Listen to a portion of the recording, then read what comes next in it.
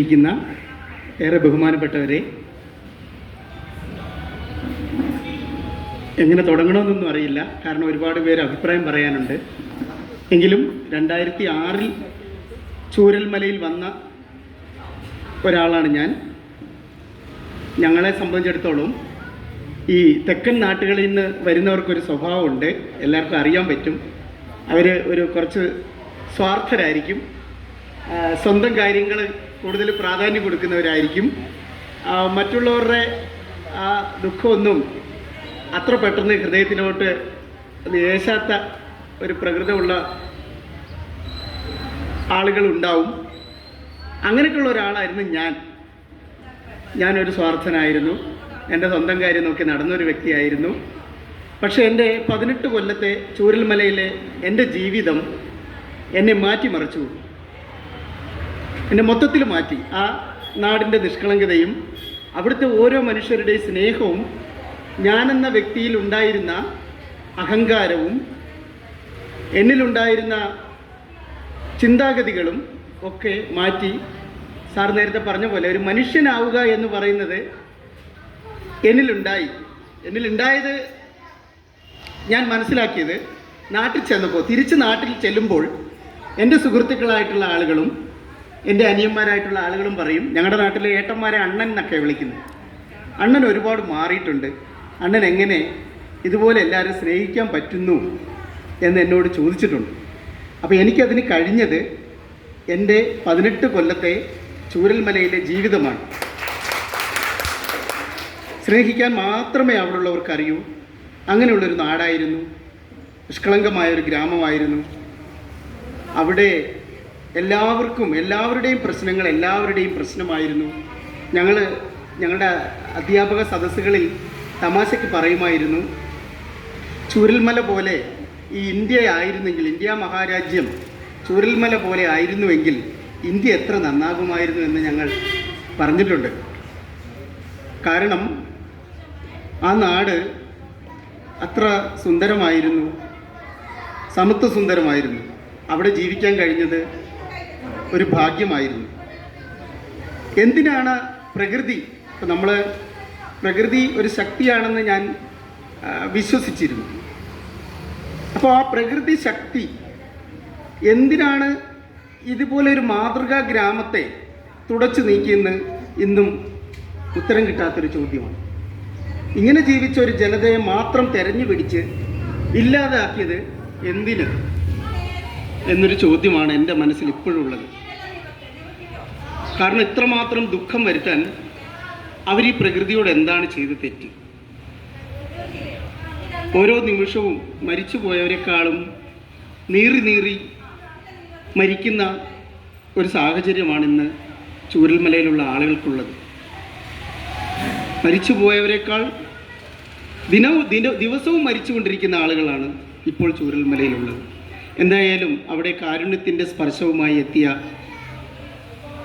ഈ ഹൃദയത്തോട് ചേർക്കുക എന്ന് പറയുന്നില്ലേ, അത് അക്ഷരാർത്ഥത്തിൽ നടന്നത് ഈ മെഡിക്കൽ സർവീസ് സെൻറ്ററിലാണ് നടന്നത്. കാരണം എല്ലാവരും പോയി, സേവന രംഗത്ത് നിന്ന് എല്ലാവരും പിന്മാറി.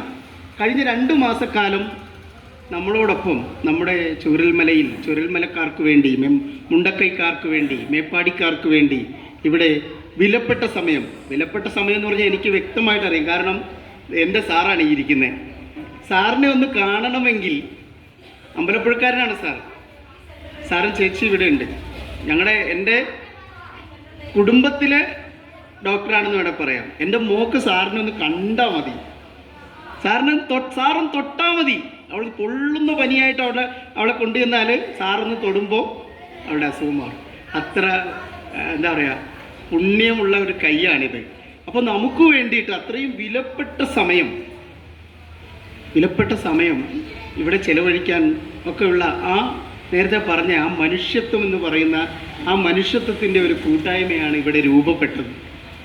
അപ്പോൾ ഇതിൽ നിന്നൊക്കെ പഠിച്ച ഒരു പാഠം, ഒരു വശത്ത് നമുക്ക് ദുരന്തമുണ്ടായി, പക്ഷെ മറുവശത്ത് അതിൽ നിന്നുണ്ടായ പരിണിത ഫലം നന്മയുള്ള ഒരുപാട് ആളുകളെ കിട്ടി എന്നുള്ളതാണ് എനിക്ക് വ്യക്തിപരമായി കിട്ടിയ ഒരനുഭവം, ഒരുപാട് നന്മയുള്ള ഹൃദയങ്ങൾ ചേർന്ന് നിന്നു. അപ്പോൾ ഈ ഒരു അവസരത്തിൽ നമ്മുടെ നാടിനു വേണ്ടിയിട്ട് വളരെയേറെ ത്യാഗം ചെയ്ത ഈ പ്രബുദ്ധരായ മനുഷ്യസ്നേഹികളായ ഈ ഡോക്ടർമാർ അടങ്ങുന്ന ഈ വിദഗ്ധ സംഘത്തോട് ചൂരൽമലയും മുണ്ടക്കൈയും മേപ്പാടിയും ഒക്കെ എന്നും കടപ്പെട്ടിരിക്കും. നമുക്ക് സർക്കാർ ഒരുപാട് സംവിധാനങ്ങളൊക്കെ ഓഫർ ചെയ്തിട്ടുണ്ട്. വിദ്യാലയത്തിനും ഒക്കെ ഒരുപാട് വാഗ്ദാനങ്ങളുണ്ട്.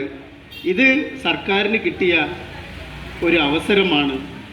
എങ്ങനെ ആയിരിക്കണം ഒരു മാതൃകാ നാട് പുനഃസൃഷ്ടിക്കുക എന്നുള്ളത് സർക്കാരിന് കിട്ടിയ ഒരു അവസരമാണ്.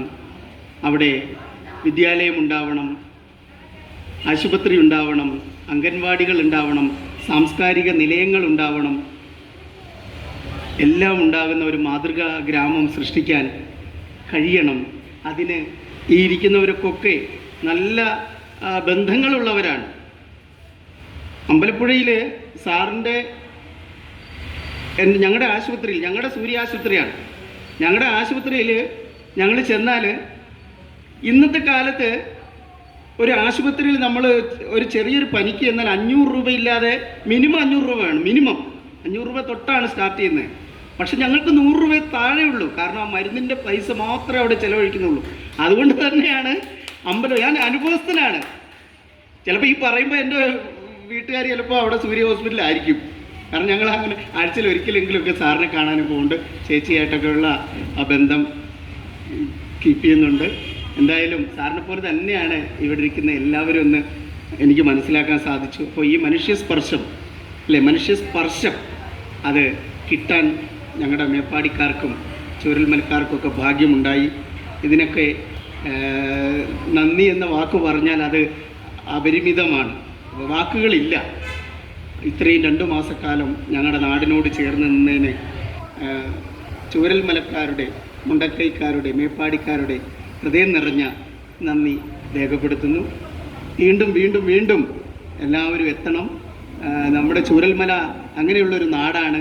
ആരെയും ഹൃദയം കൊണ്ട് സ്വീകരിക്കുന്നവരാണ്. ഞാൻ എൻ്റെ അയൽവാസികളെ ചൂരൽമലയിൽ കൊണ്ടുവന്നിട്ടുണ്ട്, എൻ്റെ സുഹൃത്തുക്കളെ ചൂരൽമലയിൽ കൊണ്ടുവന്നിട്ടുണ്ട്, എൻ്റെ സൗഹൃദങ്ങളെല്ലാം ഞാൻ ചൂരൽമലയിൽ പ്രയോജനപ്പെടുത്തിയിട്ടുണ്ട്. എന്തിനാണെന്ന് ചോദിച്ചാൽ അവർ പഠിക്കാൻ വേണ്ടിയിട്ടാണ്. എൻ്റെ അയൽക്കാരെ എല്ലാം ഞാൻ കൊണ്ടുവന്ന് താമസിപ്പിച്ചിട്ടുണ്ട്. എന്തിനാന്ന് ചോദിച്ചാൽ മനുഷ്യ സ്നേഹം എന്താണെന്ന് ഒന്ന് മനസ്സിലാക്കട്ടെ എന്ന് വിചാരിച്ചിട്ടാണ്.